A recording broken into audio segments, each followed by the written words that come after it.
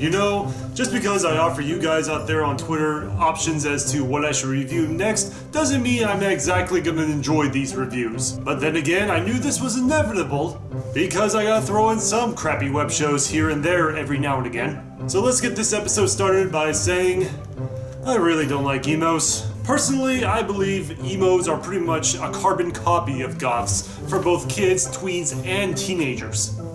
Which is more or less like a phase to them, in which they believe life is unfair, people are cruel, and the only way they could cope is by wearing a lot of black, wearing crappy makeup, listen to even crappier music, and address their pain by writing poetry and bitching about things through social media. And before you kids out there in the comments section type in your negative comments or whatever, I just want to let you know, life is always unfair. It's part of growing up and learning through those experiences as you become fully functioning adults when you grow up. And it's one thing for teens to go through this emo and goth phase, but when middle-aged adults do it, it's kind of sad and literally depressing. Which is where today's review comes in. Emo Dad is the 2013 web series created by the Fine Brothers, and in this 5-episode first season, the story entails a middle-aged father who goes emo after his wife divorces him and masks his pain from it. I mean, that's what I can piece together after watching this crappy series, because IMDb sure as hell didn't explain this synopsis very fully. It's the emo story of a father and son who become emo, but when the emo guys are about to become emo rock stars. What the fuck does that even mean? I feel like Ben and Rafi Fine got the idea for this series after watching one too many emo dad jokes, and even by 2013 those memes were pretty much outdated. Well, let's take a look at the very first season of Emo Dad as I slowly cut my wrists and black out my eyes getting through this garbage. So the series begins with David starting up a vlog in his son's bedroom as he talks about why he has gone emo after his wife left him, until his son Chris barges in on him, interrupting his recording. What are you doing on my webcam? I'm vlogging. You see what I have to deal with? So wait, he's using a webcam? Well, that does make a lot of sense, since all webcams have displays like a battery life, a red frame, and also the recording acronym in the top right-hand corner. Chris thinks that his dad is pretending to be emo just so he could get his son out of this phase. But David continues to sell his role, as he now believes that he is emo after his wife left him, lost his job, and didn't pay the cable bill. God! Yeah, get used to these two saying that word all the time throughout this web series, because it is pretty much like their unofficial web motto. God! God. God! God! God. God! God. Ugh, god damn it, I really wish the Almighty himself pretty much would smite the Fine Brothers for coming up with jokes like this. So Chris decides to get a job as a caddy while his dad writes poetry and calls his son a poser.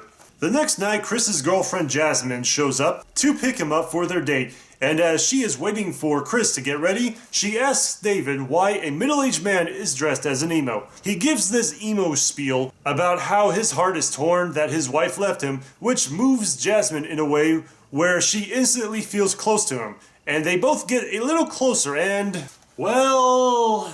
It brings me envy. Then your envy is your pain. I envy your envy.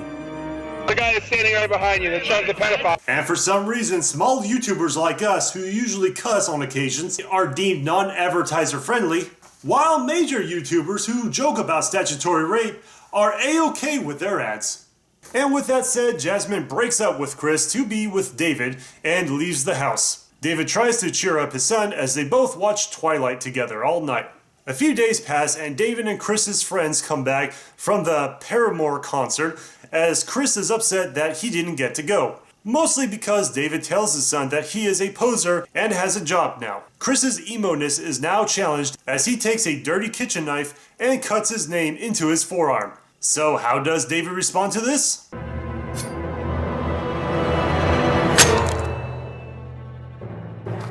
Emo! That's right, cartoon characters who cut themselves and chop off their body parts with a lot of excessive blood. And yet, videos like that is still deemed ad-friendly to YouTube. Oh, but don't worry, David passes out after a few seconds from all the blood loss.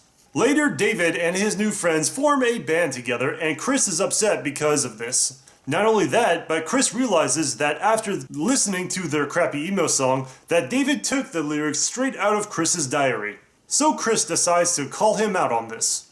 Okay, I admit it. I stole those words from Chris's diary, but what is sadder than a man who cannot create his own words, whose insides are so hollow that they can only be filled with the words of others? You know what's sadder than that? A hefty lawsuit for plagiarism. So the emos continue to accept David for who he is and continues to jam away with the group. The next day, Chris realizes that enough is enough as he gives up being an emo and decides to be just a regular teenage boy. So I'm throwing out all my emo stuff, and I actually feel happy. And if you don't like it, well, I'm okay with that. Thank God. Oh, I can finally take off this ridiculous crap. What? Oh wow, what a shocker right there. It turns out that it was all a scheme for David to get his son to quit. However, not all things go according to plan, as David has one less pinky toe, his wife met someone else, and wants a divorce from him. As everyone leaves the house, David tells them that he is just fine with all of this. I mean, that's what he keeps telling himself. I'm fine. And so ends the very first season of the web series Emo Dad. If you weren't depressed before, this series will sure as hell will make you feel that way.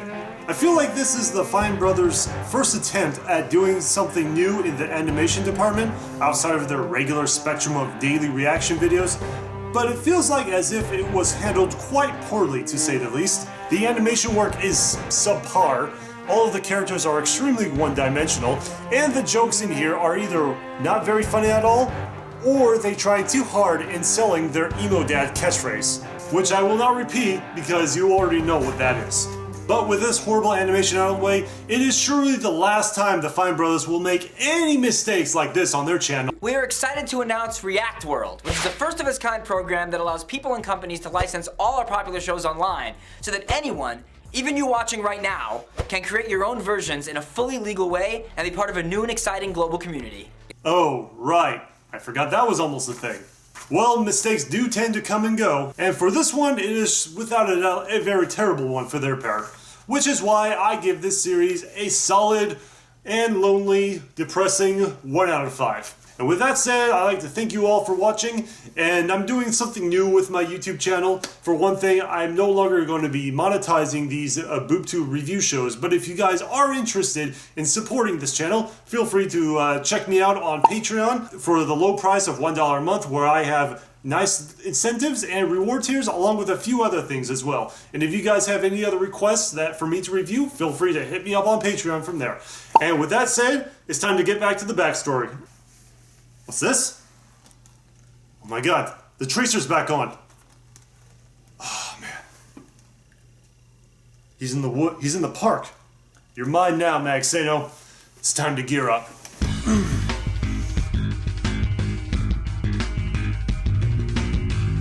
And this time, I'm not gonna hold back. It's time to finish this once and for all.